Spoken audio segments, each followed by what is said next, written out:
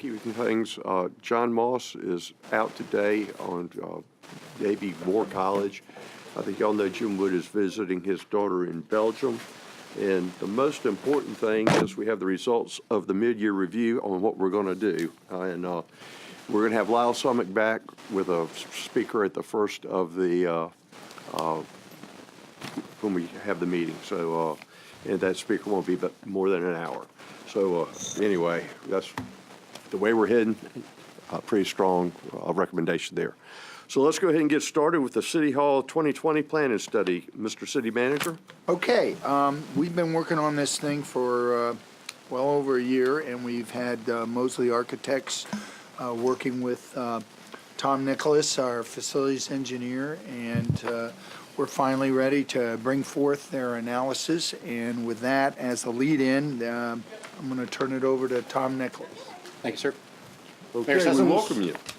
Ladies and gentlemen, members of council, city leadership.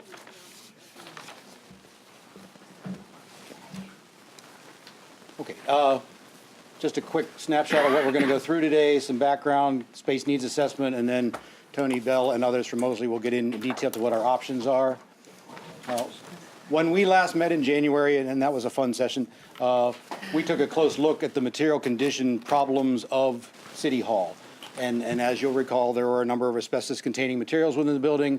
The real problems were the electrical switchboard, panel boards, and service distribution systems, the heating, ventilation, and air conditioning systems, plumbing, fire protection. And we also pointed out that there was a lack of a backup emergency generator, some inadequate physical security features, and IT.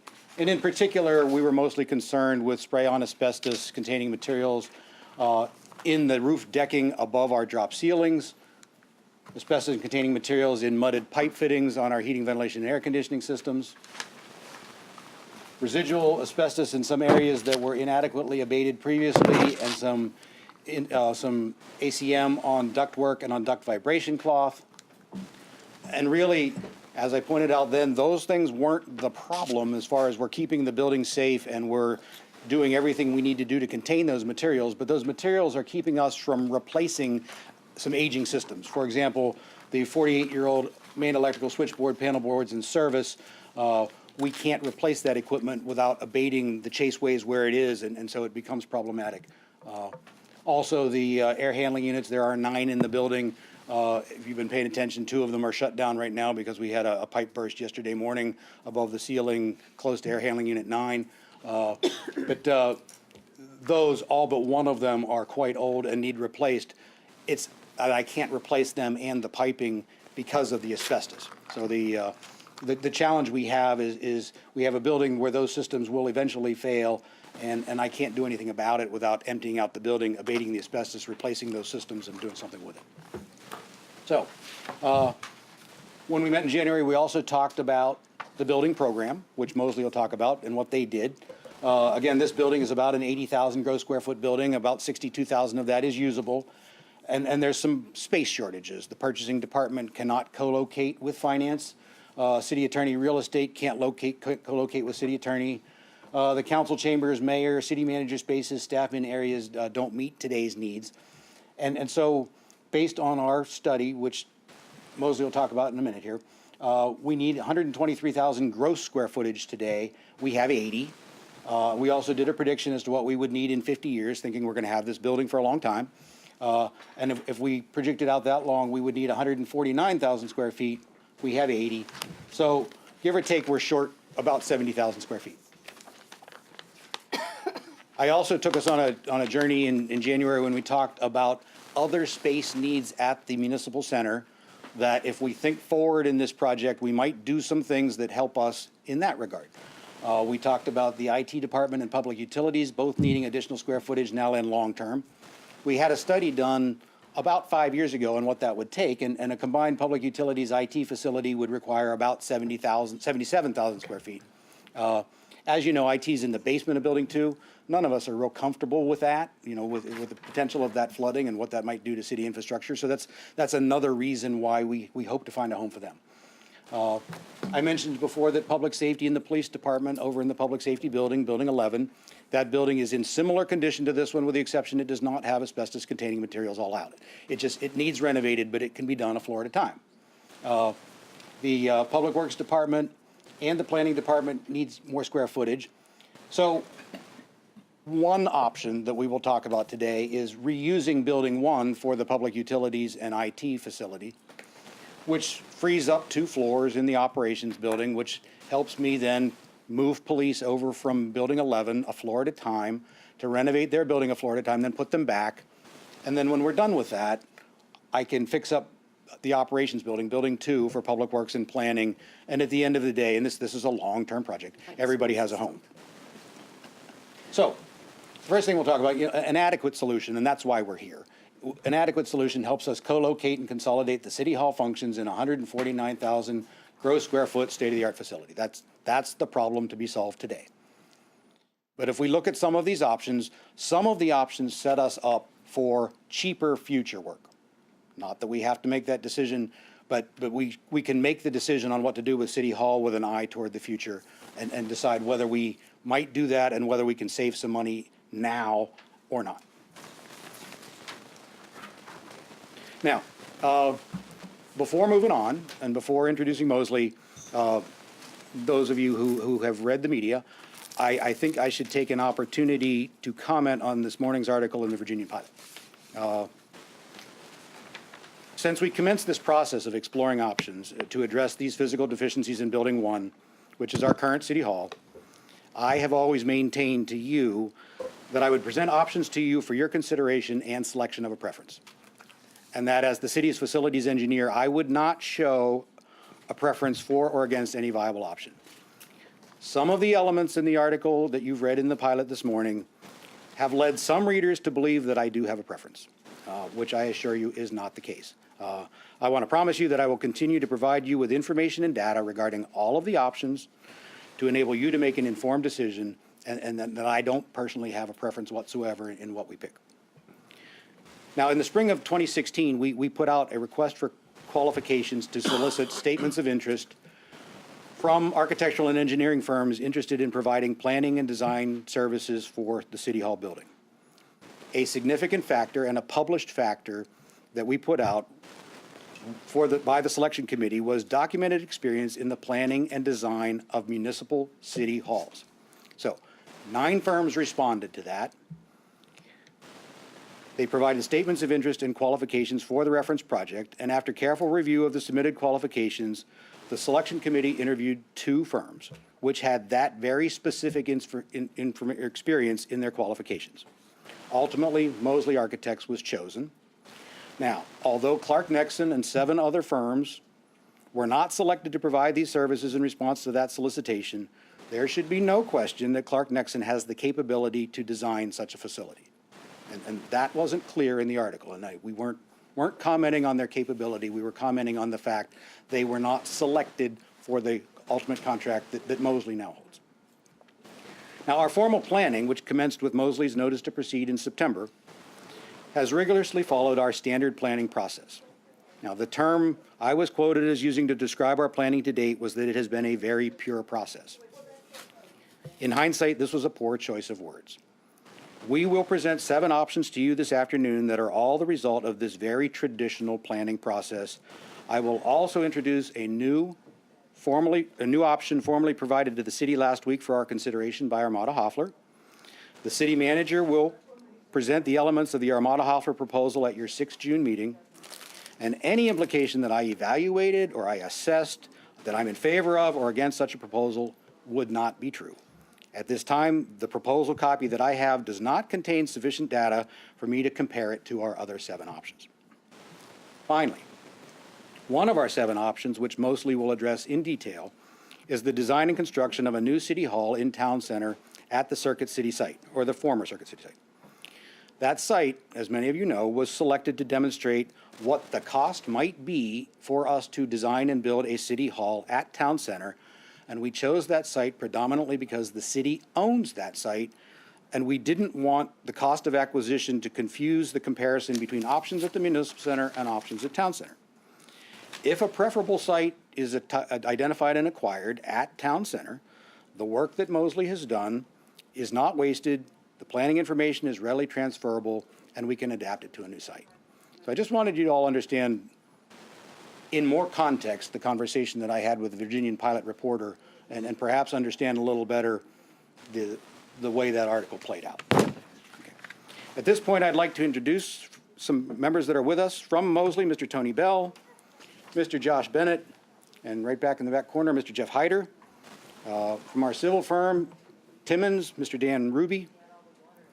And also with us in the room are Mr. Barry Shockley, who's our Facility Management Office Director, Mr. Kevin Jensen, who's our Facility Design and Construction Division Director, and our Project Manager for the City Hall 2020, Mr. Tim Oliver, is back in the corner. So again, collectively, we have all been working on this for, well, more than a year now. Tony, floor is yours. Great, thank you very much. Glad to have you all here. Thank you. Thank you, Mayor. Mayor, members, City Council, we're here to brief you on the City Hall 2020 project and basically give you an update on where we are.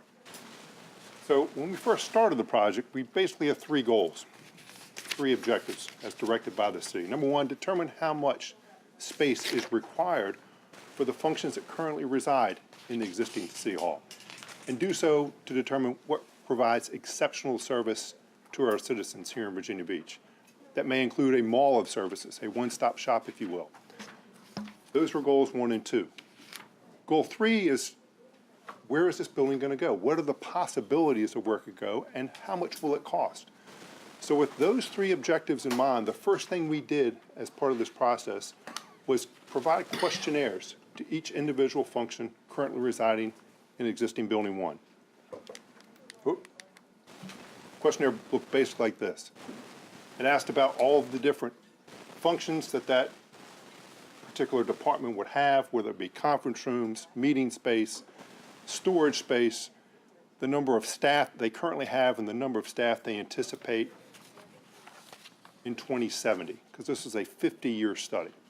We then sat down with each individual department, each function, and walked through that questionnaire, made sure we understood what they were identifying, and then summarized that in a series of spreadsheets. And you see the sum total here, summarizing each milestone that's current need 2020 all the way through 2070.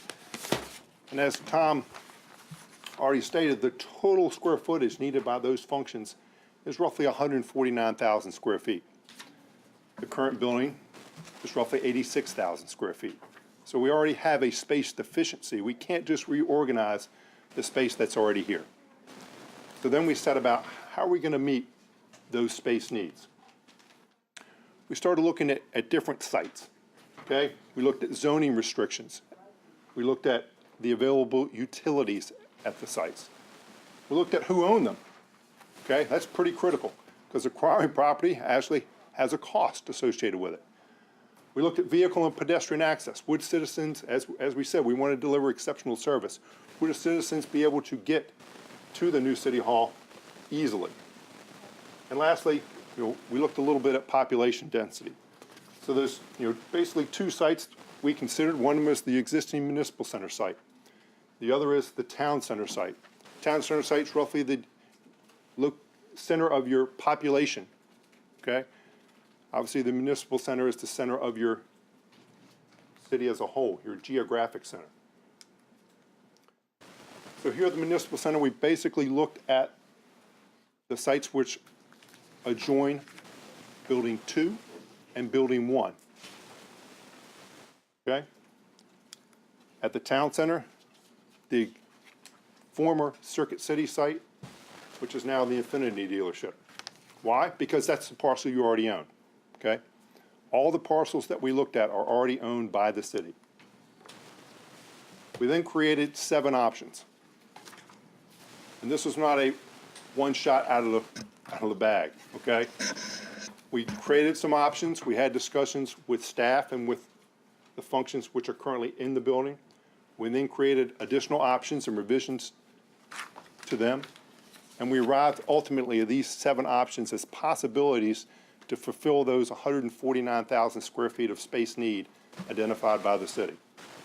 So option 1A is expansion or renovation of this building, okay? Expansion or renovation of Building 1 while utilizing all the square footage that is currently here. How would we do that? First thing you would do is construct the addition to Building 1. that would be to the existing building south.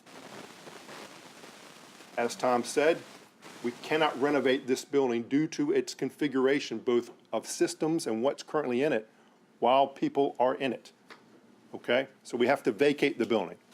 We'll do that through the use of that addition, lease space, and modular construction, okay? A combination of all three to vacate this existing building. One goal would be that the functions that move into the addition are functions that would stay in the addition throughout the course of time, i.e. they would not have to move twice. Obviously, everyone that moves into lease space or into modular space would have to move twice, a double move.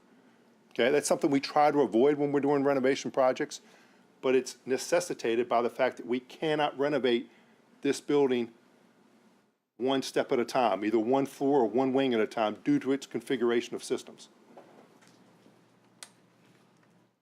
Step 3 is renovate the existing building.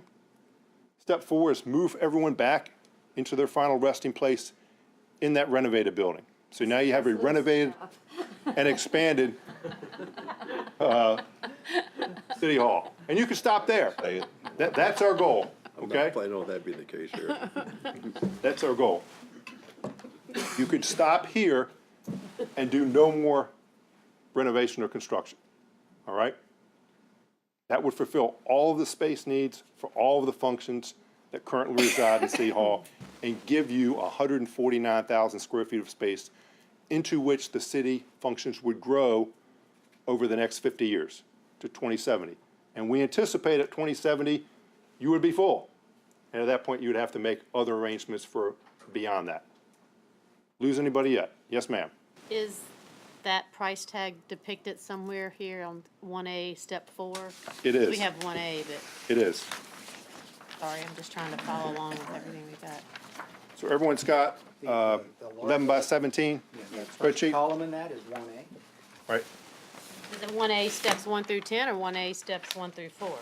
1A steps 1 through 4 Okay, that is is 1A. is Okay. represented by the $56,860,000. Gotcha, thank you. Okay? Lose anybody yet?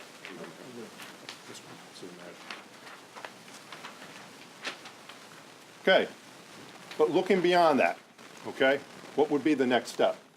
So as Tom said, there's also goals associated with public utilities and IT, with Building 11, public safety.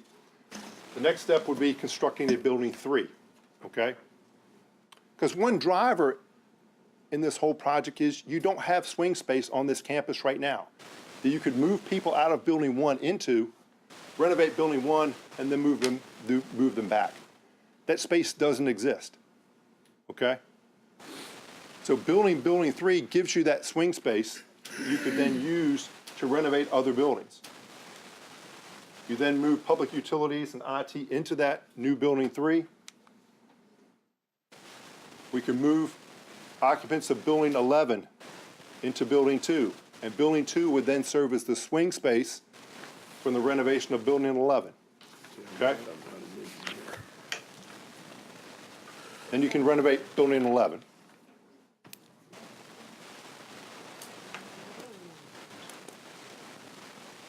Finally, you would move the occupants back into Building 11 into their final location. And that would serve to meet the space needs of Building 11, Building 2, public utilities, and everyone in Building 1. Lastly, you renovate Building 2 and move Public Works and Planning to their final locations. And that's where we stop looking, okay?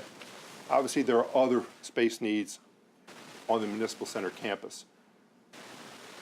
But that's one snapshot in terms of meeting those departments of how that could be orchestrated and completed. Mr. Mayor, any questions? Does anyone have any questions? Let's move on. Okay. So that's option 1A. Option 1B is an addition to Building 1, okay? An addition to Building 1 to meet that 149,000 square feet. It would be an addition of that size. Option 2, construct a new 3-story building between Buildings 1 and 2. Option 3A, B, and C, construct a new 3-story building between Building 2, and the school board building. Okay? That's adjacent to George Mason Drive. And then option 4, construct a new multi-story building at Town Center. So let's look at those. All of these options, all 6 of them, all basically the same in terms of their implementation. We're going to build a new building of 149,000 square feet. Okay?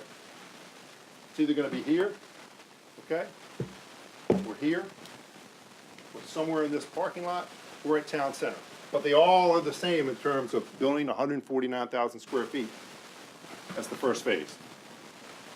And then they can move the occupants of building 1 out of the existing building into that building.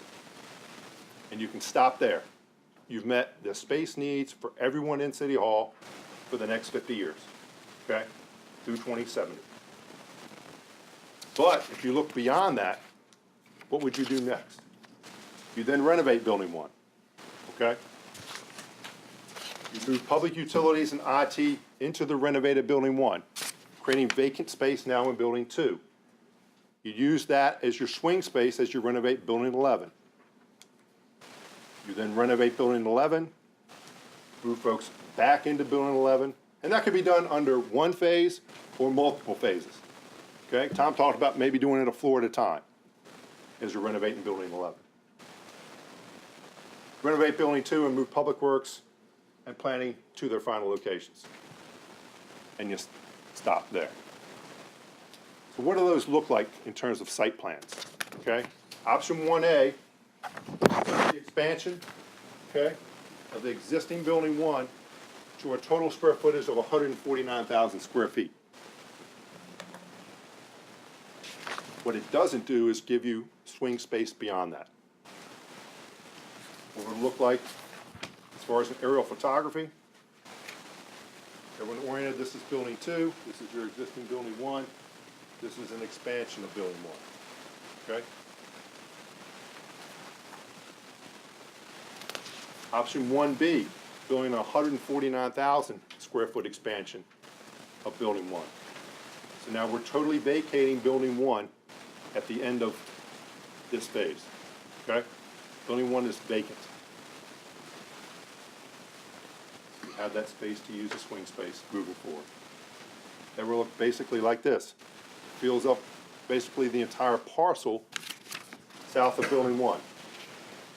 And fronts North Landing and almost comes to George Mason. Under this option, the front door of the building would look into the parking lot. Option 2 would face Courthouse Drive, okay? Much as the existing building 1 does now. You can create a plaza. The tunnel between buildings 1 and 2 would be closed, and you could have a drop-off loop that would come across the front door of your new City Hall. This would obviously displace some parking. That parking would have to be replaced somewhere on site. Be one image of what that building could potentially look at in terms of massing. It's a 3-story building, comparable to the other buildings already here on campus. Option 3A would be immediately west of the existing building 2, along Mattapanaug.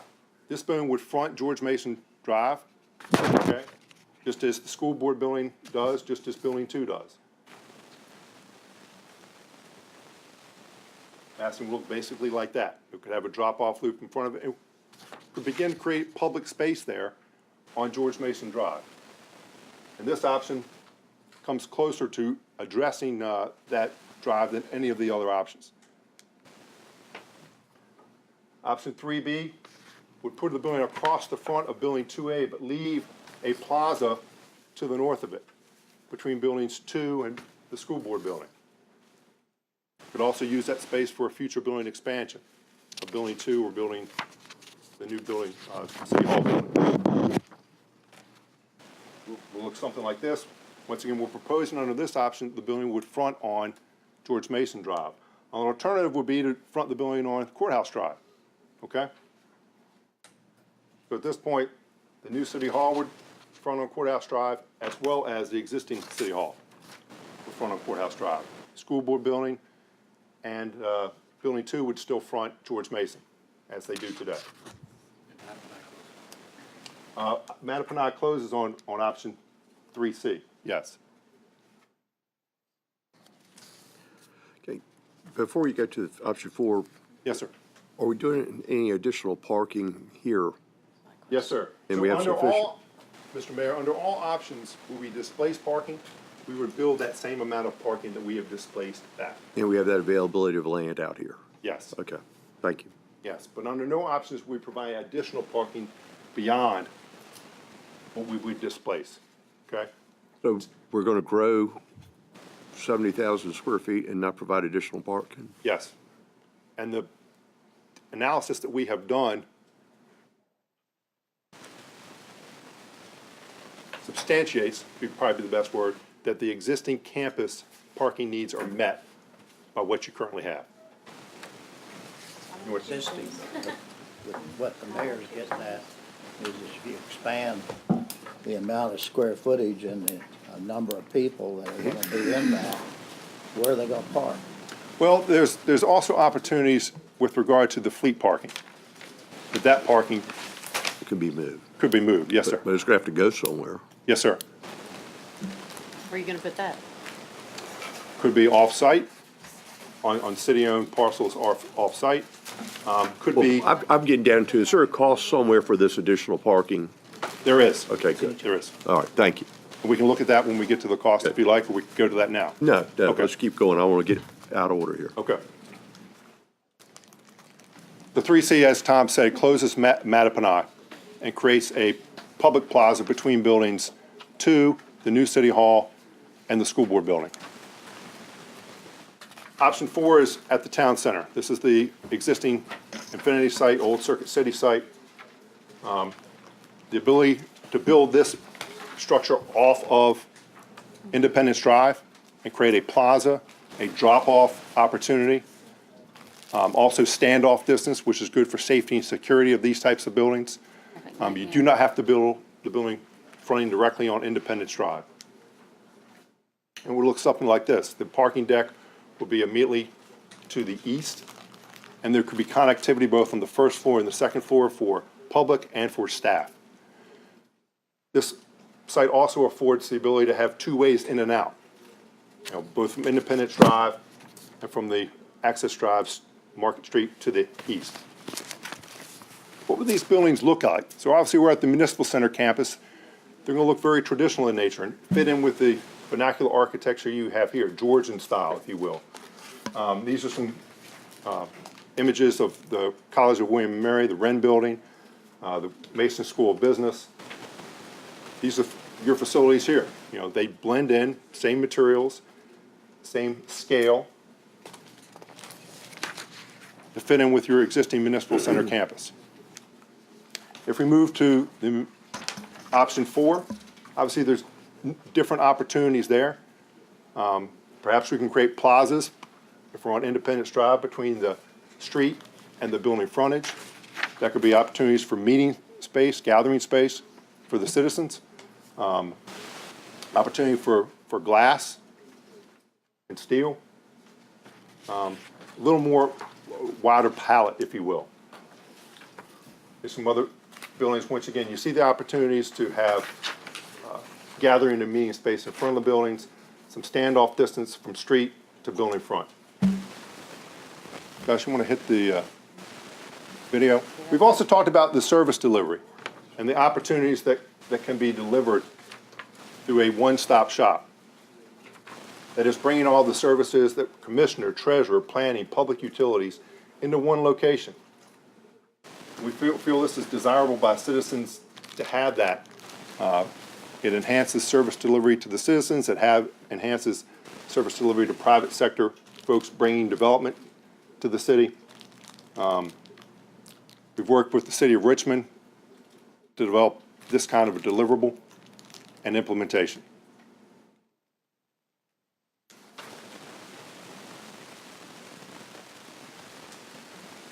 So what would the floor plans look like? We've got the square footages. How would it be laid out in these different buildings? So 1A, remember we talked about building that addition, okay? Be a 3-story addition. And then moving functions, and we've talked about The functions that would remain here would be city council, the city manager's office, the mayor's office, and finance, moving them into their permanent locations into that expansion. The other functions would then be moved out of the building, okay, out of the existing city hall. That area would be renovated, and those functions would move back. In their final locations, those folks with the most, those functions with the most interaction with the public will be located on the lower floors. That would be commissioner, treasurer, that mall of services that we've discussed, public utilities, planning. The council chambers will be located on the first floor. And then the critical adjacencies, obviously, commissioner and treasurer always want to be next to one another. City manager wants to be close to the council chambers, as is the mayor. Functions with lesser amount of citizen interaction could be located on upper floors. And one also big driver of this is the safety and security, something that could be further improved over the conditions we have here at the existing city hall. Right now, staff and public navigate the building through the same corridors. What we're looking at here is a public circulation path and a staff circulation path. And those two paths would be segregated. Could the citizens still approach every function in the building? Of course. But they wouldn't be able to have run of the building at any given time. So option 1B, we've talked about building a new 149,000 square foot expansion on the existing building. Once again, commissioner and treasurer on the first floor, council chambers on the second floor, and this would be a fourth floor, four-story expansion.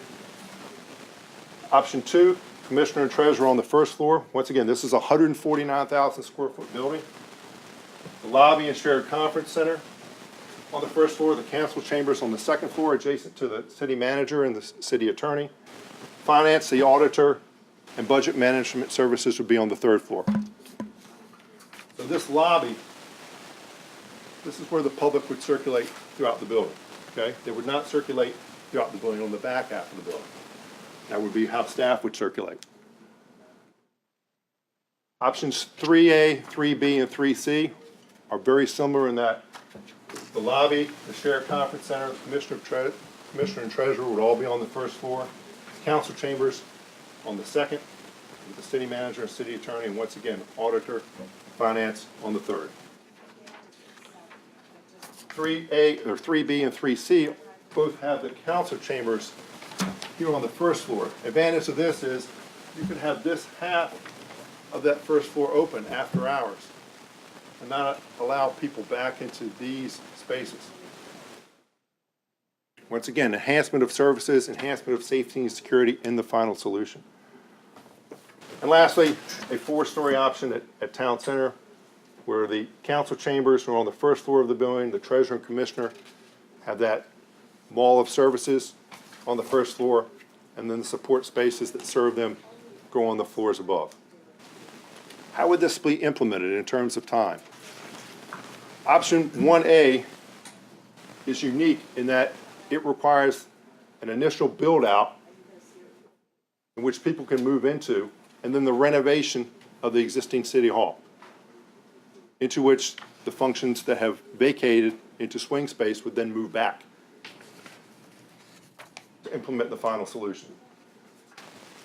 The other options, 1B, 2, 3A, B, and C, and 4, would all be a single construction phase, okay? In which you'd build out 149,000 square feet all at one time. We estimate about 24 months with a 12-month design period and a 3-month building period preceding that. How much are these options going to cost? And everyone has a summary sheet of this. This is a little more breakout and descriptive than what you have there on your summary sheet. But each option is broken out in the same manner. So you've got the design costs, the new city hall construction costs. So this is option 1A, $37.5 million. Oh, thank you.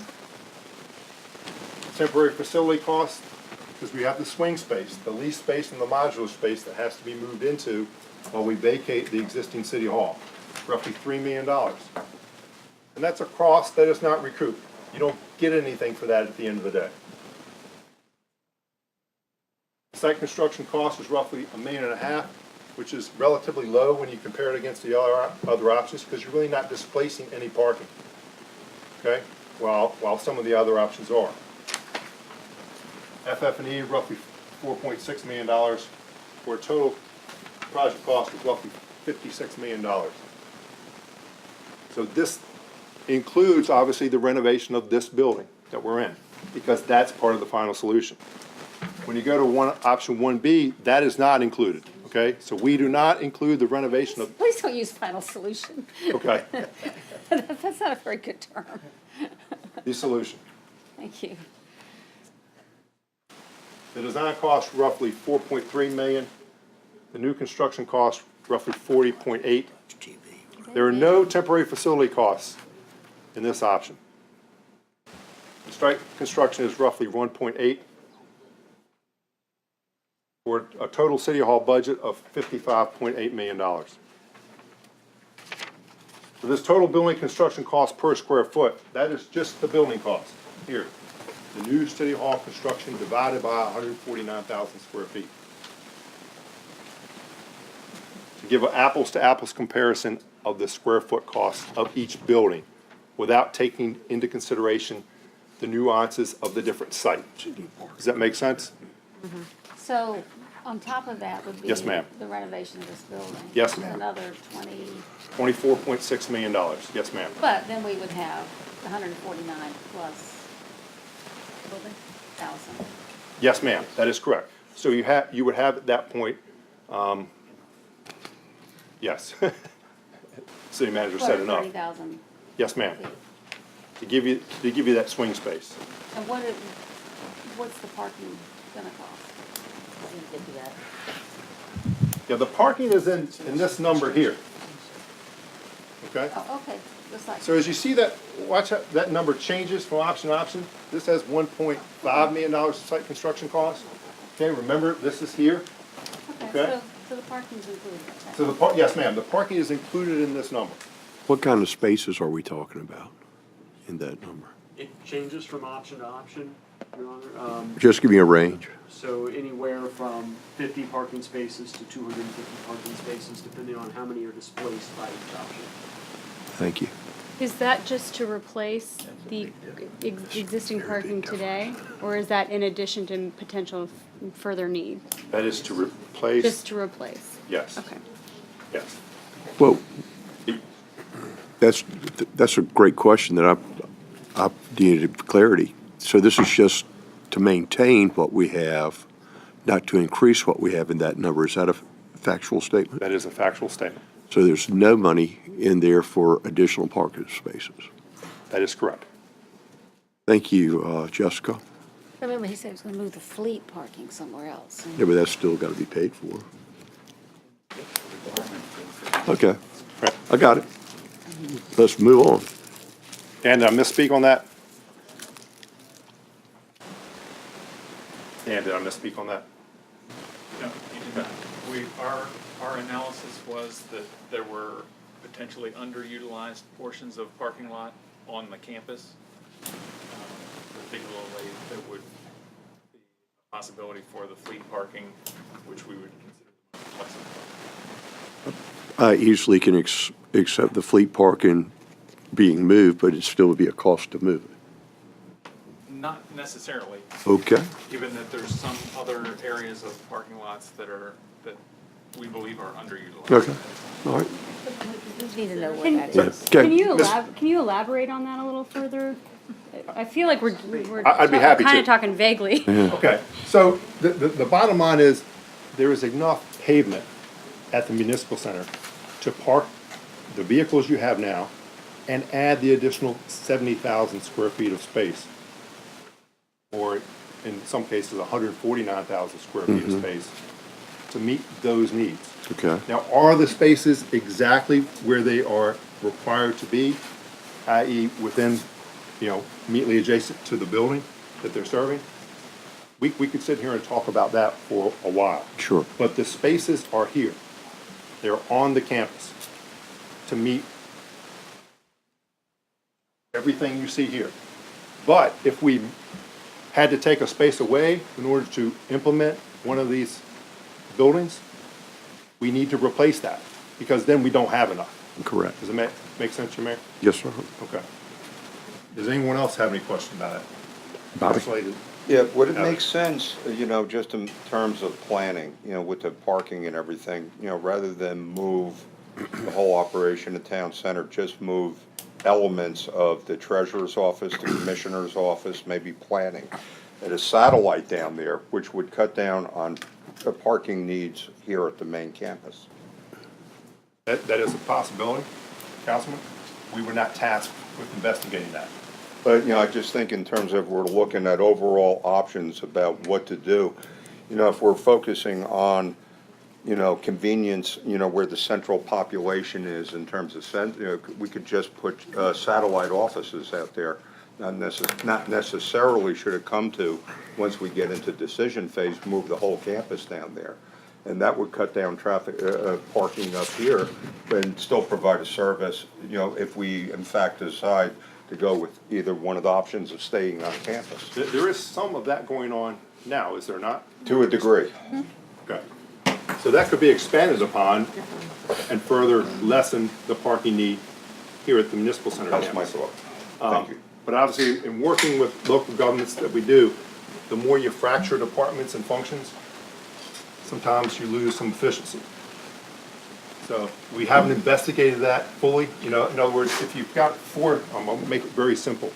If you've got 4 staff now, could you divide that 4-staff department into 2 and 2 and still function? Don't know if we can answer that question today confidently and say, yes, we can, or no, we're gonna need 3 at this location now and 3 at this location. Well, the other thing is improving the technology, so a lot of things can be done online that would Yes. not necessitate somebody coming to City Hall to do it. So Yes. that's another option too. Yes, and if we would move the functions to town center, all of the functions, we've discussed this in great detail over the course of development of this plan, that would be a strong tie between that new municipal building, new city hall, and this campus. As we were talking with city manager, you would basically sit in your office and have 3 screens, so you could have a meeting without being in the same room. And that connectivity exists today. Okay, that's not Star Trek technology. You can do that today. Okay. Shane, you have something? That's exactly it. So in the town center scenario, we have, say zoning, for instance, has their main offices here. There's a service center at town center. Yes. Are we, maybe the city manager can answer this, are we planning on adding new employees? Or is this person, the citizen gonna have to come here and then go there? How is that, are we gonna have to divide them? How's that gonna work? Want me to take that? Or You planned a full service center, go ahead and tell them. At this point, we were not gonna proposing to add any staff. Okay? So is the citizen then gonna have to come here and then go No, there? Or no, what are they gonna do? No, Full service. Full service, They can do both things in either location? yes. Right, Council Lady, if you go to the service center and you're talking with somebody and they need to reach into the bullpen where somebody would come out of the back room of planning to talk about the specifics, that person would pop up on a screen right from his desk and you'd have him right there and the service provider would be right there with you. And you'd be able to handle that. You'd be able to get your permits, you'd be able to pay your water bill, you'd be able to have a conversation with the, and the city manager or whoever. Couldn't that be accomplished though with what Bobby was saying? We just put a computer screen in a smaller space?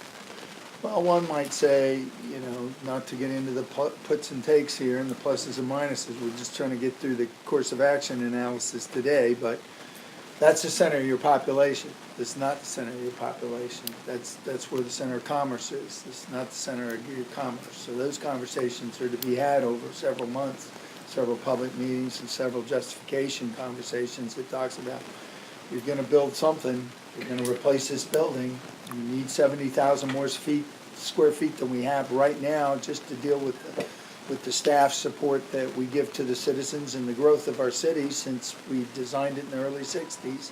And so we clearly have a requirement to do this. When you look at the cost basis of all these options and And, you know, we're gonna get you through that in a few minutes here, so as you get a look at them all, you can have a conversation. And then we'll talk about how we go about debating this and continuing to decide whether option A or option B, or some derivative that the council finds that they wanna investigate as they get into it and they get smart about, you know, what can happen and where should it happen. So if a builder's there with his plans, he can't hand them to a screen, so are they, Well- how does that work? Ms. Kane, I I'm believe. sorry, I just- No, these are all legitimate questions. We are moving towards a E-plans environment where you're walking in, not with a set of paperwork, you're walking in with a flash drive and you're sticking it in and it's being transmitted electronically to all the review agencies, from public utilities for utilities and public works for civil, and the ability to do that.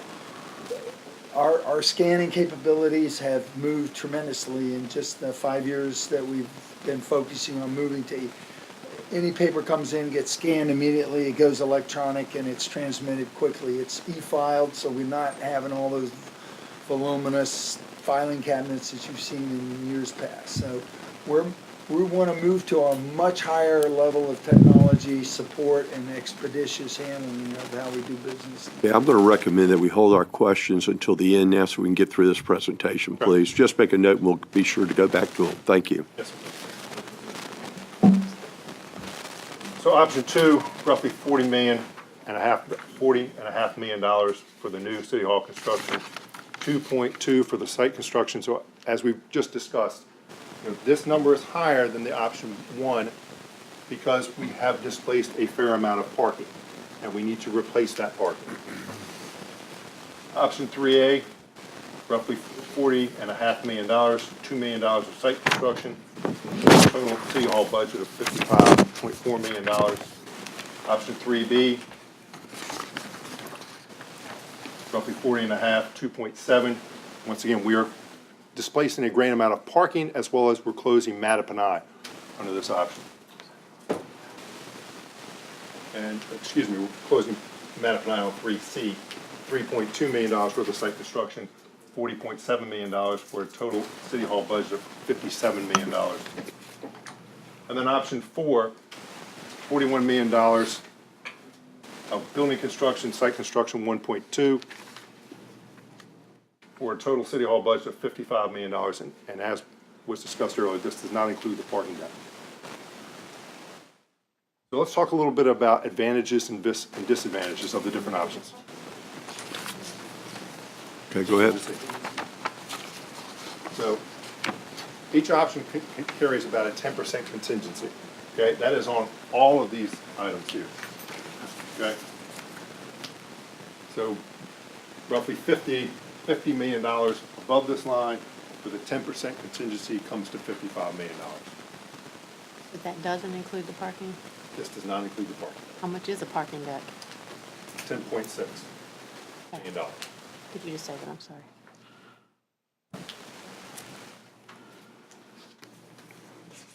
Option 1A is an addition and renovation to building one we've discussed. The advantage is it reuses the existing city hall and maintains the city hall as the city hall. It does not displace any existing parking. It does provide space for the city's current known additional space needs at the municipal center. It does require some temporary facilities, okay? It has the longest construction schedule, obviously, because we've got to move folks out, renovate, and then move folks back in. And it limits the implementation of the mall of services concept. Why is that? Okay? Because we're stuck with the walls you have now, okay? We can't make the building wings wider without a lot of inefficiency. So we're basically working within the footprint that you currently have. And that may prove to be a little bit restrictive. It also includes the construction of a building immediately adjacent to the existing city hall. That could be somewhat of an imposition to your current operations. Option 1B, the advantage is, well, you've got connection to the new city hall, and more departments can be housed in contiguous space. We're going to remove the tunnel under this option. The tunnel is a maintenance issue for the city now. The disadvantages are that, city employee parking is going to be remotely located from the building. It may require location of the volunteer park. As we know, this building comes pretty far south, almost to the drive, to George Mason Drive.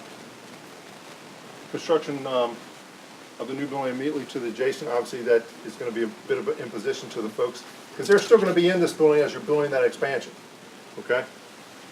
Your council meetings will still be here while we're doing that 149,000 square foot expansion right next door.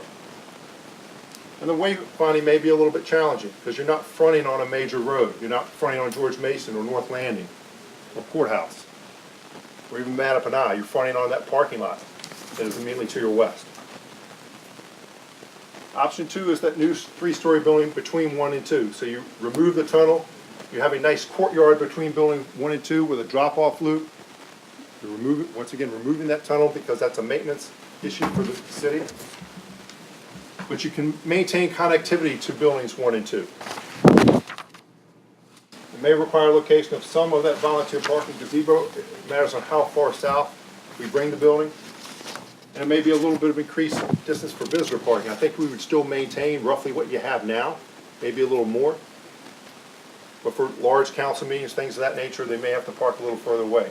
And obviously, we're displacing parking as a result of this option. Option 3A,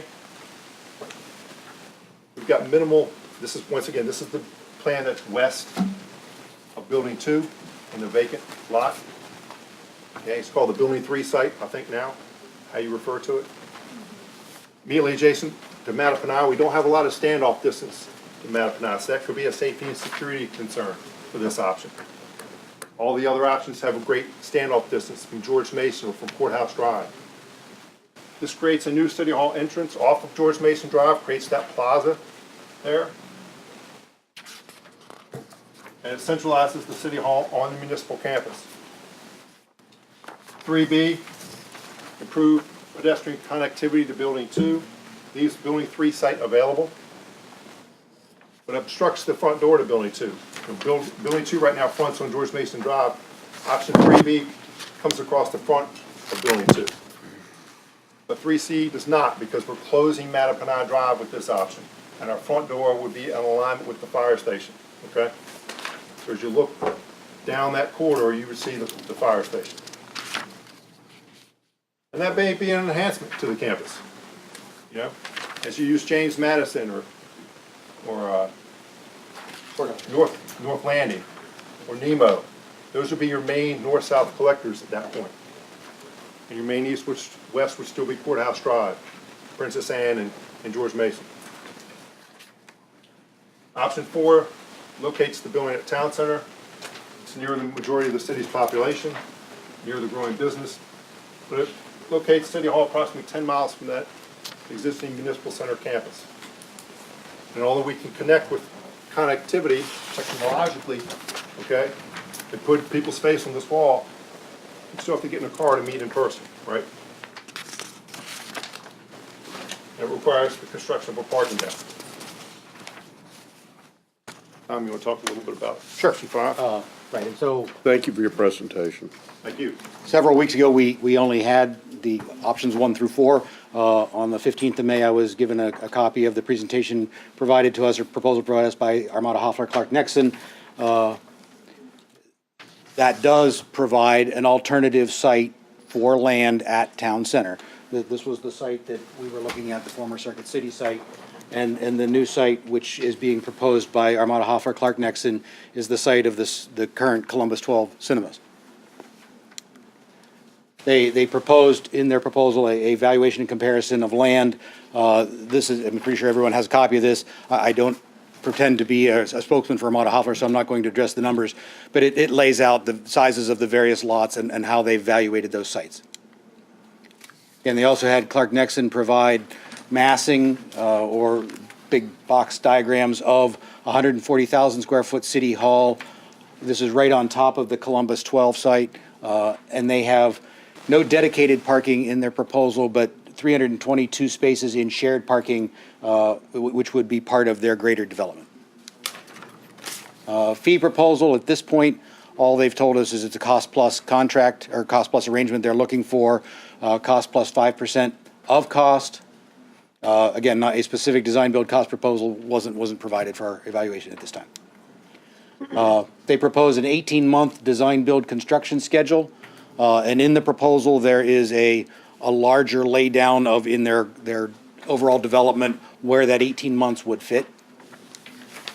And again, they haven't provided at this point cost information, so there was no comparison we could provide with our other options. Which brings us to the total package. One of the reasons we created the 11 by 17 spreadsheets for you is if, once you begin to understand the options, all the stuff you need to carry around on what to do with City Hall is on that SHIP spreadsheet. So all 7 of the Mosley options are clearly depicted with the costs for design, construction, FF&E, contingency, site, and down to the total City Hall budget for those items, and then some cost per square foot data. The items at the bottom of the spreadsheet are future costs that aren't in the current program because they are beyond the FY 18 to 23 capital improvement program. Again, if you're solving all of the problems we're looking to solve under option 1A, we need to build a building 3. Don't have to as far as solving the City Hall problem, but if you wanted to take care of the public utilities and IT cost under option 1A, you'd build a separate building. For the other options, if you build a new City Hall and you want to solve that, all you need to do is renovate this building. So there's a $12 million difference, and I talked about that when we started off. If you pick options 1B through 4 or 5, you can accommodate a future requirement for $24 million. If you choose to use this building as part of that solution, and you want to then solve that future problem, you have about a $36 million bill. So there's not a big difference in costs of solving the City Hall problem. Pretty big difference in costs in what we might incur in the future. So I think at this point, we've covered it in detail. Okay, questions or comments from council members? We've taken a lot in here. Yes, Louis? My understanding is that options 1A through option 3C, you're saying that there's adequate parking here at Town Center for all of them, is that correct? Yes, sir. Timmons, our civil consultant working for Mosley, did an assessment of the parking requirements out through the 50-year point and looked at the available space on the municipal center and determined we don't need more spaces. It's not close to buildings right now, but there's a lot of vacant parking at the distant corners of the You're campus. saying there's adequate parking? Correct. All right. Option 4, which is the Circuit City site, Yes, sir.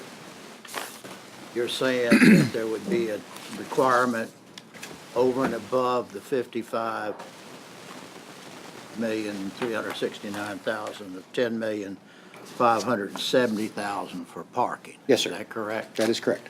All right. Option 5, which is the supposed Armada Hoffler Yes, sir. option.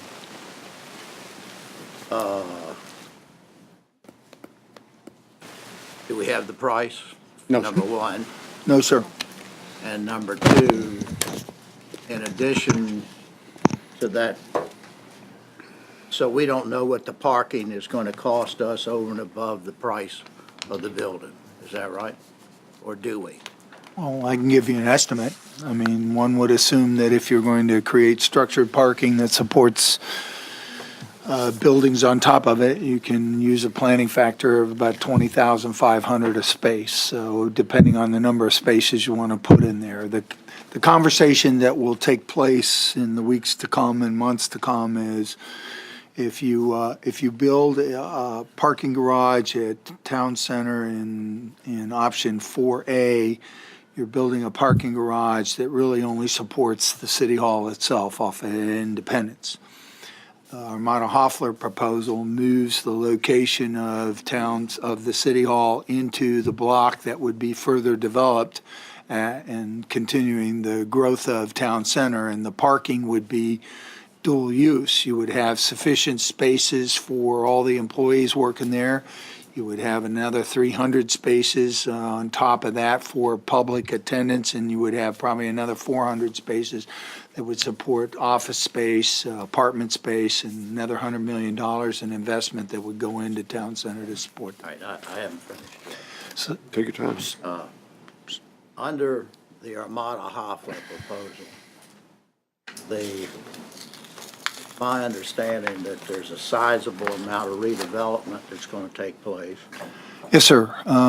The options that, and I know there's been a lot of discussion about Armada Hoffler coming forward with their proposal, and it's concerning to some, but to others, you need to understand that they are really faced with, with a business decision. They have a movie theater client, they have a Bed Bath & Beyond client, and they have a choice. Do they renovate those buildings and leave that block the way it is and not make any major investment? Or do they look to rebuild, relocate, and add another $100 million in construction with new facilities, new apartments, new office, and new hotels? That's the point I'm trying to get at. Yes, sir. You're saying an additional $100 million in investment? Yes, and all that is half the block that's linked to where the city hall will go, and there's a whole nother half block that they would invest in years to come. And what's the tax revenue on $100 million? A lot. I owe you an answer. I don't have it at my fingertips, but $1 million. you could figure out I can do that at pretty easy. at $1 per 100, it's exactly. I could even figure that one out. But I'm talking about sales tax and other associated, the total commerce taxes associated with significantly greater than that. That $1 million, how much debt service will that create? Well, it depends how the council wants to pursue funding a parking garage. We're looking at the retirement of our first batch of TIF bonds that are coming due in Town Center. And so if you wish to build your parking garage, say 1,000 or 1,200 car parking garage in two different locations to support all that economic development, you could roll over your TIF funds and you could pay for it out of your TIF. With the additional tax revenue? No. Oh, no, with the current TIF that you generate out of Town Center. I'm getting at. Yes, sir. I understand we've got the current tip. What I'm trying to get at is, would the additional development that's going to occur, that would occur as a result of the Armada Hoffler deal or proposal, would that pay for the additional parking, or would it pay for the additional parking and more? No, it would not pay for all the additional parking. Wait a minute, if the cost would be like $13 million, you said, I thought. 10 million to 500. No, no. The $10 million that Mosley Architects have designed is purely for the number of spaces associated with the city hall.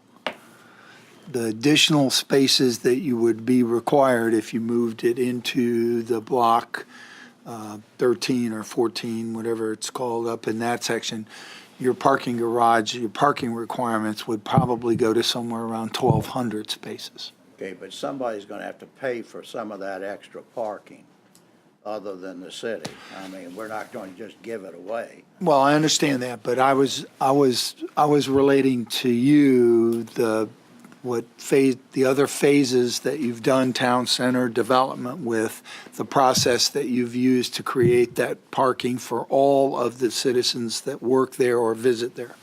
If you want to change the dynamics of the parking financing, I'm happy to work that out and provide options for the council to look at over the weeks to come. Well, what I'm trying to get at is, what is the net difference after considering the cost of the parking, revenues that come in on the parking, the additional tax revenue that you get from the $100 million in development? What is the net revenues that can go towards the payment of debt service on a $50 million building? That's what the estimate is at Town Center. So on this part, under option 5 of the Armada Hoffler option. Do we know? The amount generated just from real estate, as you all indicated, is about $1 million on a $100 million investment. all the other taxes that you would add in there, I really can't put those together for you right now, but It'd be something worth getting. 10 million provides you 10 to 12 million in finance money, and But You I, figure out and how- I won't pursue it any further, but all I can say to you is, I think that bears the decision-making process. of course. As to whether or not it would be beneficial to stay here with City Hall or beneficial to go to Town Center, in other words. Follow me? Oh, absolutely. Okay, I got a list of people. Bobby? Germane to a conversation I had with the city manager and Jim Wood before he left, I think an essential key ingredient of this whole process is going to be the civic engagement from day one, if not yesterday. I think we have to make this part of an overall strategic map about all the problems that we are contending with in the city, whether it be stormwater, whether it be maintaining public safety, any type of infrastructure, school modernization, unfunded pension liabilities, everything else. And I think that has to be clearly and, honestly demonstrated about where this fits into, how we're going to operate in the city as of today and the future to make sure we take care of current and future needs. We're talking about, the civic engagement process, getting people together. We got to, that's essential. And we have to do it often as necessary. I don't think we can put a number on it. And the other thing is too, I think we have to do is clearly demonstrate and articulate. Now, we understand what the problem is, but I think we have to make special efforts to make the public understand what is going on, why this is not a luxury, but a necessity going forward, and then we're going to make the best decision going forward. The other thing is to identify the barriers to success and be honest with that. I have some trepidations about moving it to town center for a couple of reasons. First of all, I'm adverse to taking some of the prime tax generating revenue, even though we might be able to make revenue from collateral initiatives, taking tax revenue off the books. That is prime property there. It's almost like putting a church there because City Hall is not going to generate revenue. But the point is, if we can put essential city services down there that would accommodate, I think that would be helpful too. And the other thing is too, I was walking one of my patients around the Weston Building the other day, and it was 4 o'clock, and there was traffic, and coming off that interchange and everything, it's a logistical inconvenience right now. And I agree with Lewis. Hopefully Mata Hoffler is going to, go forward and develop some other stuff. But we got a traffic and gridlock problem down there right now that's not going to go anyway soon. And all these new developments that they're going to put down there are going to add to it.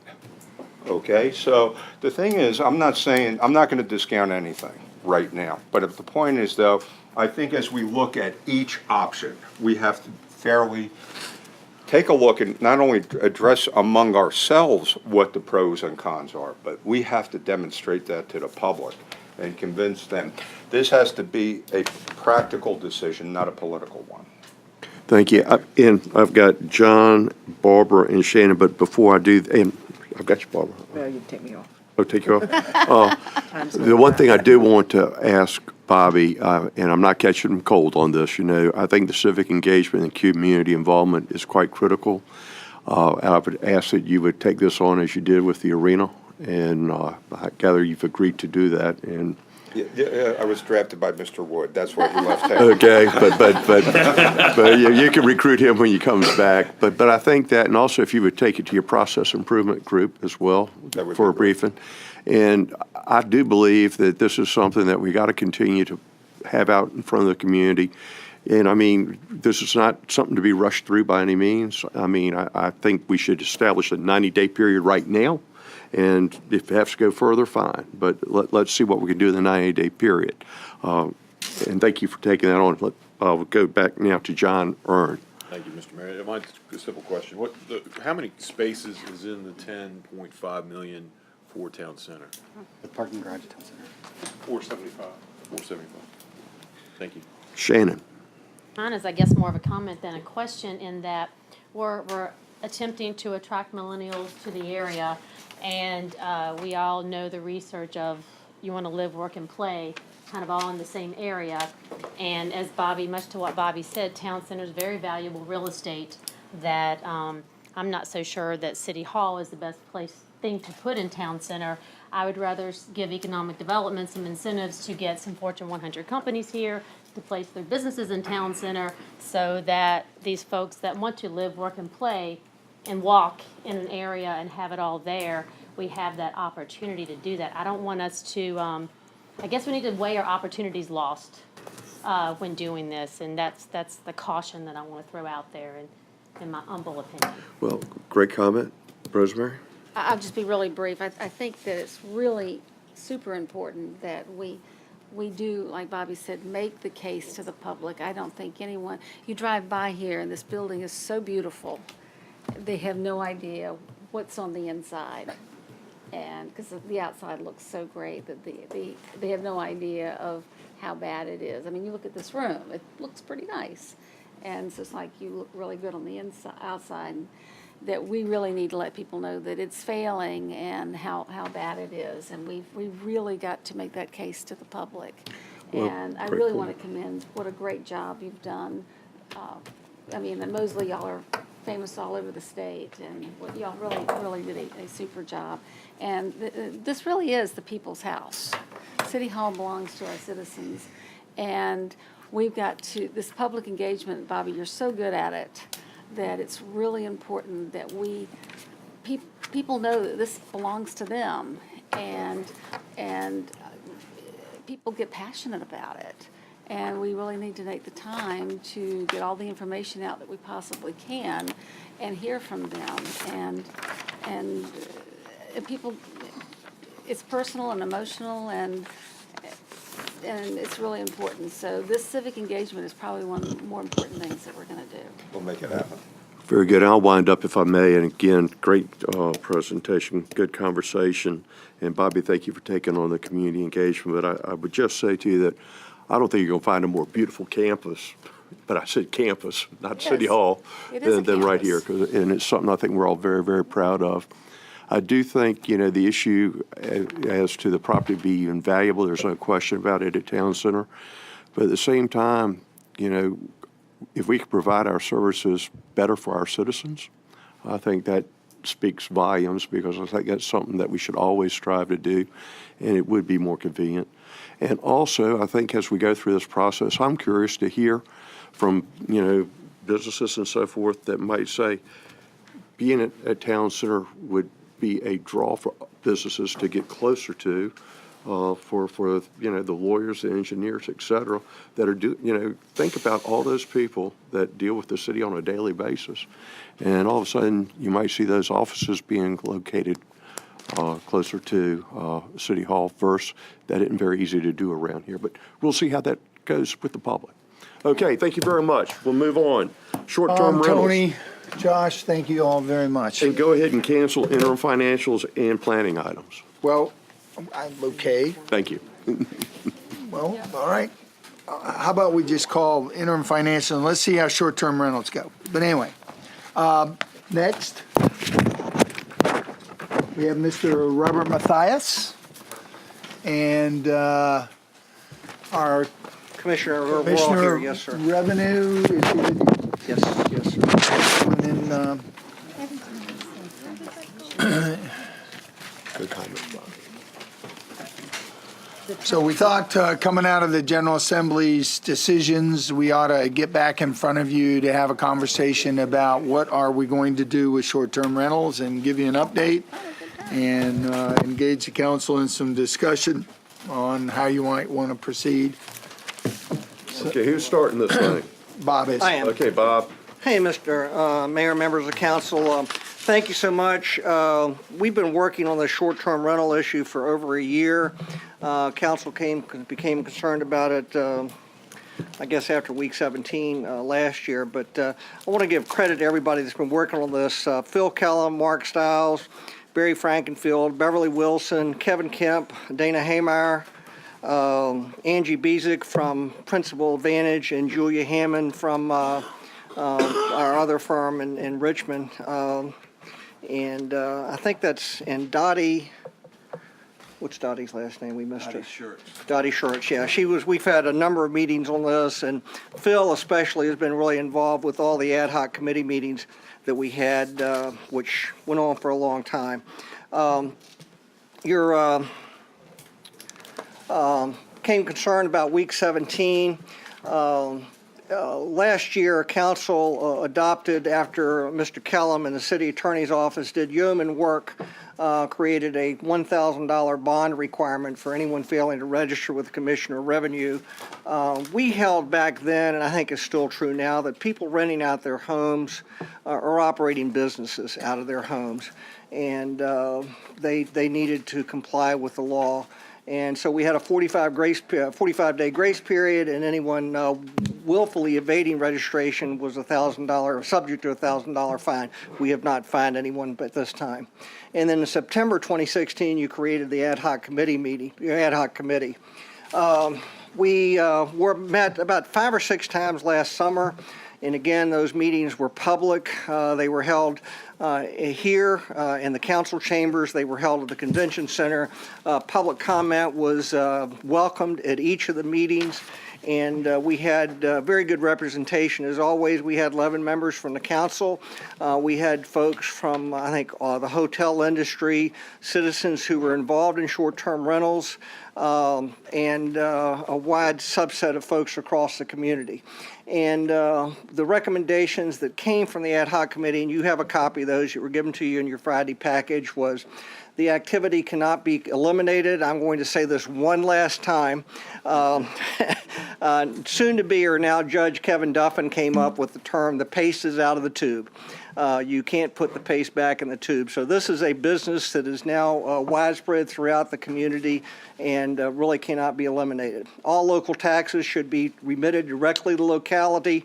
This came out of a 2016 issue in the General Assembly where there was an effort by Airbnb and the other companies involved in these short-term rentals to have the General Assembly collect the tax and then remit it back to the locality after they took a share off the top of it for collection. We really didn't think that was fair. These are local taxes, and we thought the activity happens within the locality and the taxes should be remitted. Appropriate insurance coverage should be required. Airbnb does have a policy, a $10 million policy. It's a very interesting, and Phil and others will laugh about this. They will show you the policy. They will not allow you to take it in another room. They will not allow you to take photographs of it. And it's a $10 million policy worldwide for a year. So they could very easily on January 2nd or 3rd run out of insurance coverage for their folks.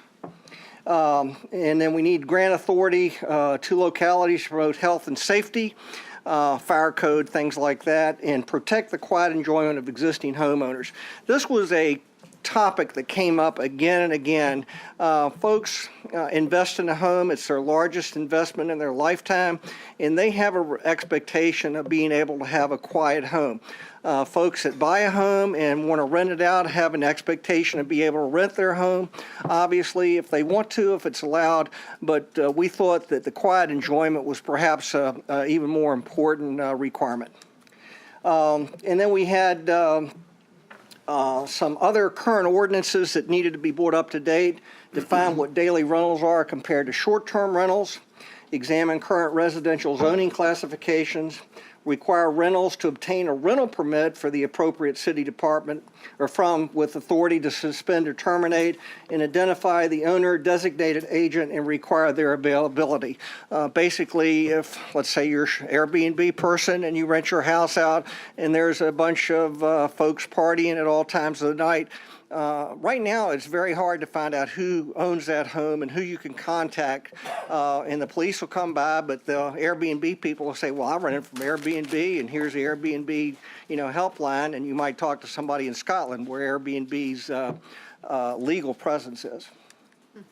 During the General Assembly, Senator Norman, and I cannot say enough about Senator Norman, during the 2016 session, it was Senator Norman's fight that kept the Airbnb-friendly legislation becoming law back in 2016 that would have taken away all the authority that we have to manage this type of operation. But Senator Normant had the bill 1578, which passed, was signed by the governor, and would become law on July 1st. Localities may establish a short-term, administrative-only rental registry with required annual registration. Short-term rentals must meet the same ABC controls regulations as bed and breakfast. Airbnb, you can go on to and they'll say, hey, rent our place, and there'll be wine waiting for you in the refrigerator or a six-pack of beer or something like that. That's a violation of ABC regulations in Virginia. And there's no control. You could have folks underage renting a place, and they go in, there's beer waiting for them. Persons licensed by the real estate board or represented by a real estate licensee are not required to register. These are the brick and mortar firms, sort of like Seabird and that at Sandbridge. Penalties cannot exceed $500 per violation. That's in conflict with the $1,000 that council adopted. And operators who do not register may not continue to offer short-term property rental. 3 violations of applicable state laws, local ordinances, or regulations allows a locality to prohibit a specific property for short-term rental. The law is basically unclear, though, on for how long a period that is. Land use requirements are not limited, so y'all still maintain all your land use controls that you currently have. City Council appropriated funds to have Old Dominion University perform a study on the impact of the online rental platforms. That study is going to be presented to you on June 27th. And I think that's going to be looking at sort of how it's impacting Virginia Beach, Hampton Roads, and the state and on short-term rentals. And City Council appropriated funds to retain the services of a firm to identify the online rentals occurring in the city. And the Commissioner of the City, or Commissioner of the Revenue, excuse me, will report on that issue. And I'll now turn it over to our able Commissioner. Ooh, thank you, Phil. We're glad to, thank you, Bob, and we're glad to have you, Phil. Look out. Thank you, Bob. You guys are well represented in Richmond with Bob. He and his team do a great job up there. This was a complicated issue. First, I wanted to just give you some bit of background here. What I'm going to talk about is some general trends that we begin to identify with our contractor, which is Host Compliance Incorporated. Host Compliance is a contractor which identifies online properties that have been rented through online platforms. And I think you may remember me coming up last year and explaining to you the kind of awkward manner which I had to apply to identify these online properties. We would go to the internet. We would try to go to the platform and identify a property. If we couldn't, we'd go to Google and Google Maps, try to identify them. If we did, we would go into the city's real estate records, and then we would mail them a notice or a summons of some sort. And I came to you last August seeking your support and help, and you were gracious to provide that in instituting a bond and a fine for people that were not only non-compliant, but willfully non-compliant. Part of the strategy then was to help me, but also to raise awareness in the general public. In other words, we needed to ring a bell in a little bit of a way to say, look, you're already obliged to collect this transient occupancy tax. You need to come on down and get registered. That didn't address any of the zoning issues and the like. So now that we have this contractor, we're able to identify these properties much easier. I want to give one more shout out too. The established real estate companies that we have in Virginia Beach that handle many vacation rentals have stepped up, and they have worked with my office to provide information, to make suggestion on how we can create an environment of compliance, but also an environment of response. The neighborhoods and people that live in the neighborhoods have contacted me and others in the office, not just the ad hoc committee and the like. And I think that you have an engaged community. So The last point I'd like to make is that the manager has been dynamically involved in saying, we're going to find a solution, and we need to bring all the forces together to do this. So today, I want to give you, in this slide, this is truly a snapshot. It's something that we're building data on monthly. And we've been doing this since February with host compliance. But as of May 17th, we'd identified or registered 1,337 short-term rentals. But the real news is that the 241, or just 18% of those, the 241 that we identified, did not rent through established realty companies. Some realty companies, or the realty companies, are obviously out there and they're representing clients, and they're doing that in a traditional manner. The realty company may also list some of its properties, maybe about a third of their properties that they list, online as well. They're covering the market, they're doing the advertising. So as I give you some of these numbers, they may seem to overlap, but the long and the short is we've identified, of the ones that are out there that we know are short-term rentals, about 18% are brand new. We've picked those up through the work of our contractor. We have it broken down by zip code there and the activity as well. So if you look, you can see there's just under 1,100 that are real estate managed properties. And those are whole homes, like a home at Sandbridge, the North End, wherever.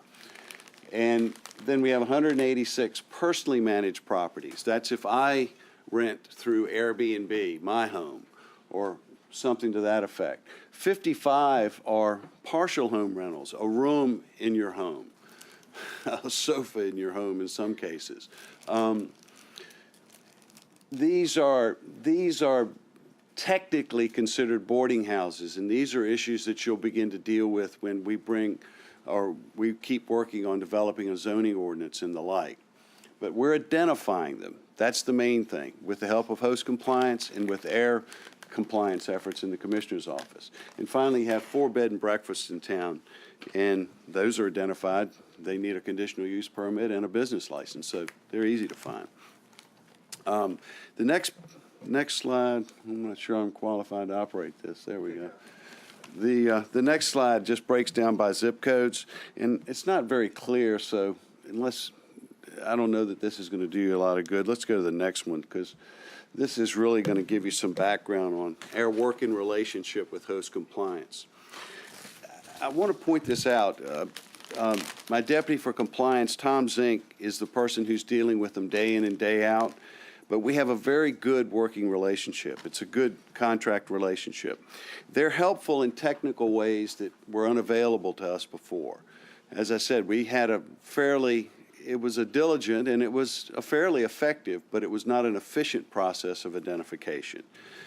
But the new technology the technology that host compliance provides us gives us that discovery.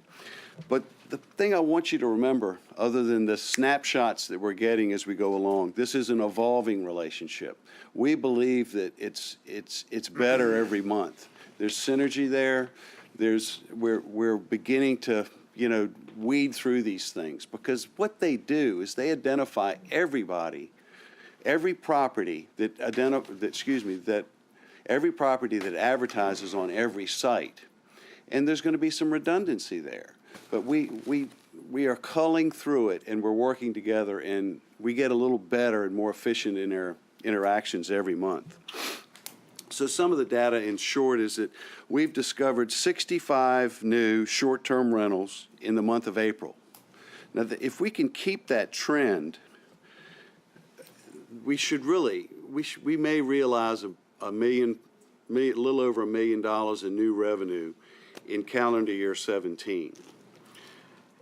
If you look at the short-term rentals that are not renting through real estate companies and not B&Bs and things like that, established bed and breakfast, truly short-term rentals that are advertising online, that are owned by individuals, their average taxes remitted last year in calendar year 16 was a little over $1,300. Now, we think that with the summer season coming on, with this contractor in place, with the synergy we're developing, and quite honestly, the culture, people are becoming aware that they need to get registered. Many people are coming in voluntarily, but, we just haven't hit that stride yet. We're still trying to get there. But we believe all of that will pay off, and 2017 will be a good year. But again, I don't have a full year to give you with really robust compliance yet. Finally, on slide 10, this is host compliance snapshot again of May 17th. And I think it gives you context of the Virginia Beach properties that are advertised through these online rental platforms. And yes, you could look and see they're concentrated along the Sandbridge beachfront, along the ocean front and the North Beach, and from the Bay Tunnel over to First Landing State Park. So, they're there, but if you also look, those red dots scattered throughout the city, they're also everywhere. So we know there's concentration along the beach fronts because that's really where so many of the people feel like they can compete and say, hey, I can rent my house, and people would just as soon stay at my house as rent some other place. But there is a demand and an interest for people to be close to Regent University, for instance, close to the interstate for business purposes where they may not want to be, at a hotel in Hampton or a hotel in some other town. They might want to be close to the beach or close to places where there are restaurants. There are a million reasons. People have, one of the things about this industry is it gives you options. So as reporting to you today, the takeaway I'd like for you to have on today is that today I've given you a snapshot of May the 17th, 2017. We've been working with a contractor for about 3 months. Of the properties that we've identified that are renting short-term rentals, most of them were already coming from real estate companies. We had already identified most of them. And we get a little better every month. If we can do 65 every month through 17, we're going to generate over $1 million in new revenue. But in doing that, we're also going to be developing a process and that deals with registration through the new state law, zoning, your zoning laws and zoning ordinances that you have that represent the quiet enjoyment of your citizens, but also the reality that this is a commercial enterprise that's going on there. So I urge you to hear us out and let the reports come in. We want to identify these folks. Let's not scare them underground. Let's identify them, get them registered, and try to bring them into compliance. And at the same time, address the needs of the neighborhoods and competing businesses and the like. Thank you, Phil. Appreciate it. Bob, your recommendation? Yes, sir. Go ahead. Here you go. Yeah. And I want to apologize. Well, I'd mentioned Tom's Inc. earlier. You need to amend the city code, your current city code, which basically will be in violation of the new state code on July 1st, to have a maximum fine of $500 for the short-term registration. And direct the city manager to draft a city zoning ordinance with amendments to address short-term rentals with the consideration of the ad hoc committee recommendations, the General Assembly actions in 2017, and the city's existing zoning regulations. Anybody object to those recommendations moving forward? Let's do that. Now, I've got a question. Yes, sir. I've had the pleasure of meeting, with over the last, it seems like a couple of years now. Thank you. I think it is. And, I feel comfortable that the real estate companies, when the 311 number is used, I feel like our real estate companies will respond quickly and responsibly. Who do we call at these online short-term rentals like an Airbnb? When 311 gets that call, I think we should ask Airbnb immediately we've got this system, and it's for the good of our city, it's for the protection of your tenant, it's for the protection of the homeowner.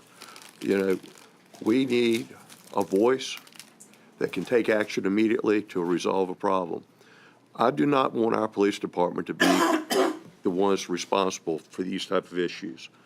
They're going to be there, and they're going to work and do the job that's required for something severe. But management of these properties belongs to the people who are renting them. And I'm comfortable with our real estate companies being able to do a very good job. But I am not comfortable at this point, until you can get me comfortable, that Airbnb and others can respond when we call. Mr. Mayor, I'm not think I'm going to be able to get you comfortable, but we're sure going to work on it. And I did mention, and I apologize, the city manager was very gracious in working with the council, and y'all are very gracious in adding in, I believe, $250,000 to have the 311 system now be 24/7. That's because Phil's going to get us 1.1 million. Yeah, so you're going to make a profit off that, I hope, and the host compliance was $40,000. I think you see that was a very wise investment. I don't think it's unreasonable for us to ask Airbnb to come here and tell us how they're going to respond, because this is a serious matter. It is, and I think that we ought to give Airbnb the opportunity to be part of the solution here. Good. They're a big player in this, they're a primary element in this, and I think we can reach out. And the truth of the matter, as you all said, this is going to continue. I mean, I thought it was millennials. People my age we just went to a wedding, and 3 couples that were sitting at dinner with us, Airbnb. Yeah, personal experience, we had Memorial Day year before last, some folks up the street rented their house out, and we had a bunch of people there, and somebody knew the owner of the home and called him up, and he lived in Richmond, and he basically was not very responsive, let me put it that way. Barbara, you had a question or a comment? Both. But the comment would be that when you register, you're going to be saying who is the person who is in charge of this house, so that we would know who to contact if we get this complaint. Yeah, yes, ma'am. So That's what, and we didn't go into a lot of detail on what we think should be in the ordinance, but that would be part of the ordinance, we believe, that you have to have a number, and that's not just for somebody that lives, in Ireland or something. It's somebody local that can take action.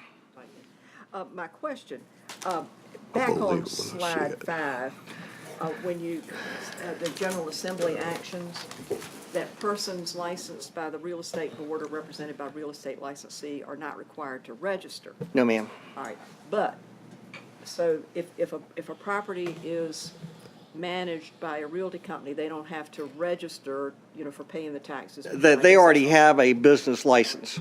Yes, ma'am. But what about these other General Assembly actions? They do apply to all short-term rentals, don't they? Yes, ma'am.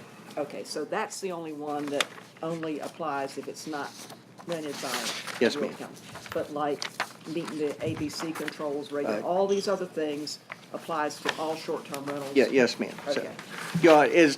You did not mention land use requirements, and let's consider that land use requirements are not limited. So you all still have authority over everybody. That's everybody? Yes, ma'am.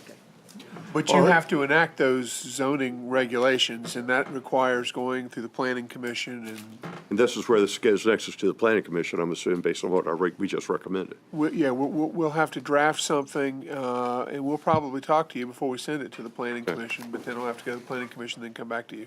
That was going to be my question, because we would see it before, so that we know we're kind of on board with it. But I think your recommendation is that it would take into consideration these ad hoc recommendations? Yes, ma'am. So we're not starting from ground zero again, because they did a lot of work. I think everybody in the room hopes not. Okay. But we probably think, we've estimated, I think, it's probably going to be 5 months or so. We're not going to have these regulations in place for this summer, because the planning commission process by itself is a 2-month process.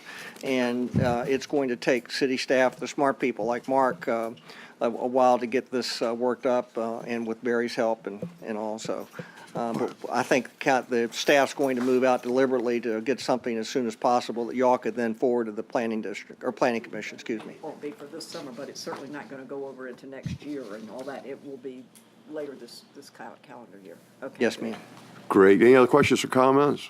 Thank you very much, Dave. Thank you, win sir. this time, buddy. Okay, look, can we do planning first, though? I would recommend that, yes, sir. We're on the same sheet of music then. Mr. Frankenfield, can you move forward rapidly? Who's doing it today? Carolyn and Kevin? All right. I think you're going to be in a holding pattern, Patty. She says I can leave. Just hang tight. Let's see how Carolyn does. Let's see. Just hang tight. Patty and I were fighting about who you all might pick to go first. Well, we so- picked you. Carol, we're glad to have you. Thank you, sir. Do I have my, do you mind running the, thank you very much, Jonathan. Good afternoon. We have 6 planning items scheduled for you for June 6th, and we will very quickly go over those, and then Kevin Kemp will provide you a glimpse of things to come for June 20th. Items 1 through 5 are all recommended for approval by both the Planning Commission as well as by staff. And item 6 is a request that will come directly to you from the Ocean Park Civic League for 2 neighborhood identification signs in Shore Drive. Mark Shea has briefed you on item 6 previously. We had hoped to bring it to you in May, but we've got it now scheduled for June 6th. Items 1, 2, and 3 are all requests of the same applicant, Lorraine Tucker, and she is proposing to redevelop 3 gas station sites. 2 of these sites are in the Lynn Haven District and 1 in the Princess Anne District. So this item is located at the corner of Rosemont Road and Virginia Beach Boulevard. A new 3,000 square foot 7-Eleven convenience store is proposed, along with a new fuel canopy and fuel pumps. And safety improvements that are proposed with this application include the elimination of 2 of the existing 4 ingress-egress points along the rights-of-way, and those 2 to be removed are the 2 closest to the intersection. And then a new right turn lane along Rosemont Road is also proposed. Item 2 is in the Lynn Haven District again, and this is the redevelopment of a gas station at First Colonial and Great Neck Roads. A new 3,000 square foot 7-Eleven convenience store is proposed along with a new fuel canopy and up to 8 fuel pumps.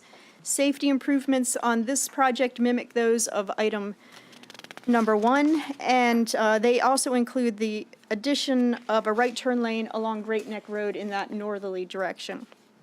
Item 3 is the Princess Anne District request, and it's located at London Bridge Road and General Booth Boulevard. A new 3,000 square foot 7-Eleven is proposed, along with the new fuel canopy and fuel pumps. All these are already gas stations, right? Yes, They're just they gonna all are, become- yes. Become 7-Eleven?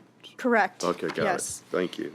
And the safety improvements here include the slight relocation of the existing ingress-egress points away from the intersection and then the installation of a right turn lane along General Booth Boulevard.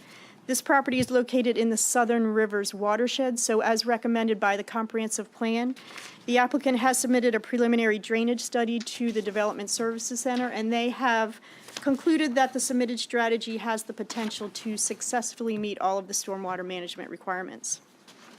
Items 4 and 5 originated with the Historic Preservation Commission. Our Historic Preservation Planner, Mark Reed, briefed you about these, I believe it was in late March, related to adding several historic and cultural districts at the oceanfront in the Beach District. Adopting these districts will fulfill a condition of the Certified Local Government Agreement that the city entered in 2016. And item 4 is a recommendation to create a historic and cultural district on city-owned property located at 24th Street and Atlantic Avenue. This is where the historic SeaTac Life-Saving Station, Virginia Beach Coast Guard Station is located, and it's the home of the old Coast Guard Station Museum. The museum is aware of the request, and we have not received any objections. Item 5 is the recommendation to create a historic and cultural district on city property located along Atlantic Avenue between 12th Street and 11.5 Street. This is where the DeWitt Cottage is located. Staff met with the lessee of the property, who is the Back Bay Wildfowl Guild. They operate the Atlantic Heritage Wildfowl Museum on the property, and they have not raised any objections. And then the last item for June 6th is item 6 that, as I mentioned, comes directly to you from the Ocean Park Civic League for the installation of 2 neighborhood identification signs within the median of Shore Drive. Public Works has approved the location of the signs. One would be at Marlin Bay Drive and Shore Drive, and then the other one at Shore Drive and DuPont Circle. And the Bayfront Advisory Commission has reviewed their proposal and endorses the design and the location of the signs. Very good. Thank you very much. Welcome.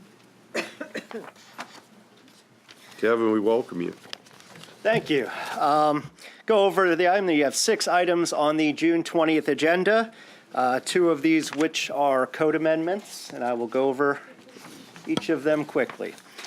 First item, Adventure Works, this is in the Beach District. This is a modification to a CUP for an outdoor recreation facility. About 3 years ago, you approved a paintball facility at this location. Now they are expanding into the trees. So a zip line course is what they would like to do. They'll use the existing parking. The improvements include a 140 square foot check-in area and a 1,200 square foot pavilion. They will use temporary restrooms first year, but they are aware that permanent restroom facilities will be required. The second item is a subdivision variance. There was a home built here in 1940. In 1960, these lots were created by deed. There was never a plat recorded. Now they wish to redevelop the lots with a duplex on each lot, and a subdivision variance is required to lot width and direct access to a public street. Both of the duplexes will be 3 stories and will meet all the zoning requirements. Third item, you'll remember in April you approved amendment to the ordinance to allow wildlife rehab in PDH1s. This is the application that sparked that.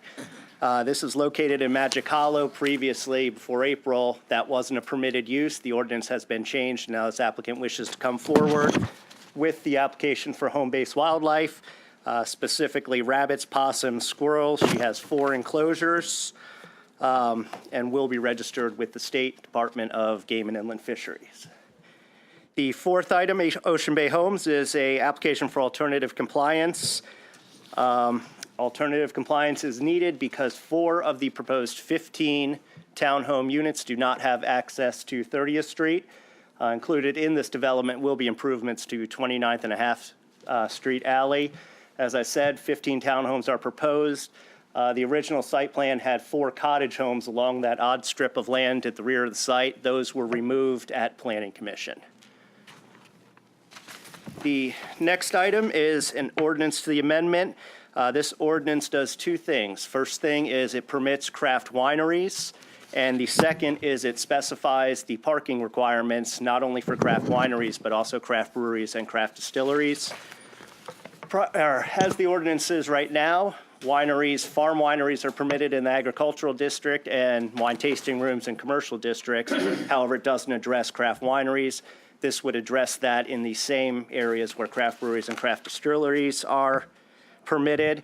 And parking-wise, it would be 1 space per 100 for the public space where there's eating and drinking, and 1 space per maximum employee, a maximum working shift in the rest of the area. And lastly, we have an ordinance to add voluntary design guidelines for Sea Pine Station, which you were briefed. These voluntary design guides will provide recommendations for site layout, architectural elements, massing, parking, and will be a valuable resource for owners, builders, and people wishing to develop in that area. Any questions? Thank you very much for it, and can we Thank you. do this in 10 minutes, financial? Absolutely. I think we can too. Patty, if you could kind of condense it, I will do that. thank you. And Dave, you got it all done, congratulations. Well, we're trying. Yeah, okay, we're For gonna, the last slide, that's all. yeah, I'm gonna, the first and the last are the most important, Okay? Pulling it up, hold on. yeah. And I will begin to say that we are doing very well. You've gotten your packages, the full report. We're going to focus on the general fund only in this brief. And just remember that we have $1,068 million in the revenue budget and $1,123 million in the expenditure budget. The difference coming from fund balance, and that fund balance is created every year when we have money left that we can then roll it into the next year. And this is our chart. We are right in line. Actual $625.5 million received. And I guess you'll see that the next, you see 2 months, May and June, but really, we hold the books open until middle of August. All the rest of the 40% left, or 442 million, will be coming in the next few months. And that is the danger of having some major taxes due at the end of the year. And we still have 442 million to collect. And our second half real estate tax and our personal property tax are the two big ones that come in. I'm going to go quickly. Real estate is good. We expect to be over budget on real estate by the year end.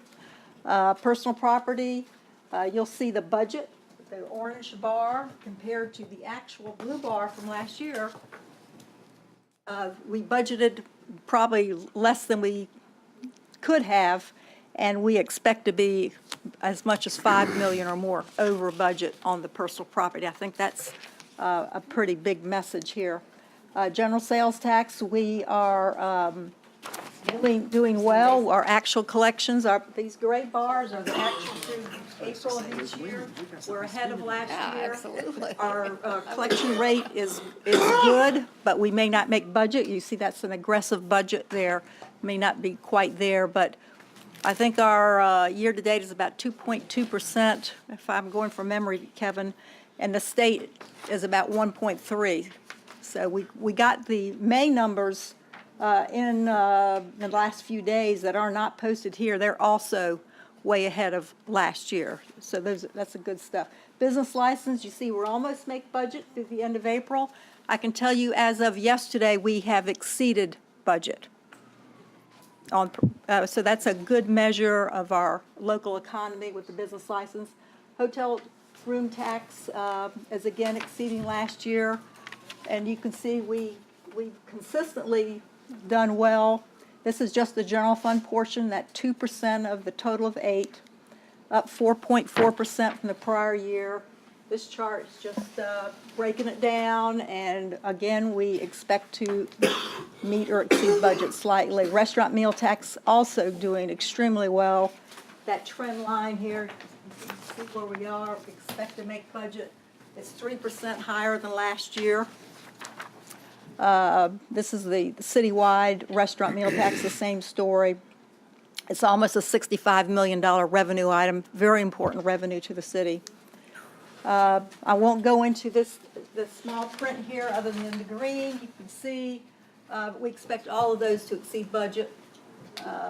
General sales tax will not make budget, however, it will exceed last year, just an aggressive budget. Our trend line on the expenditures, we're under our trend line. We spent $914 million. Remember, we only collected 600 and some million so far, so we've made these obligations. Compared to last year, we've spent maybe, 11 and 14, 25 million more than last year, but we're still below our trend. This is one of my favorite charts. I show the agencies that our money comes in, but and we spend it pretty evenly, but by year end, we should come together with money left over. Councilman Wood is not here, but he likes these little charts, and we project that fund balance will be about 10.3% of next year's revenues. That's correct. Maybe a tad better than what we had estimated when we started the budget process. For some reason, that wouldn't surprise me. And so we're continuing to watch that. Year-end transactions can throw things off, but we're pretty comfortable with this right now. And that is as fast as I could do it. I don't think I've ever done it in 5 minutes. Dave, everyone did a great job. Yeah. Thank you all very much. We'll adjourn and see you next week, if not soon. What? That's the 15th. I will see you next week.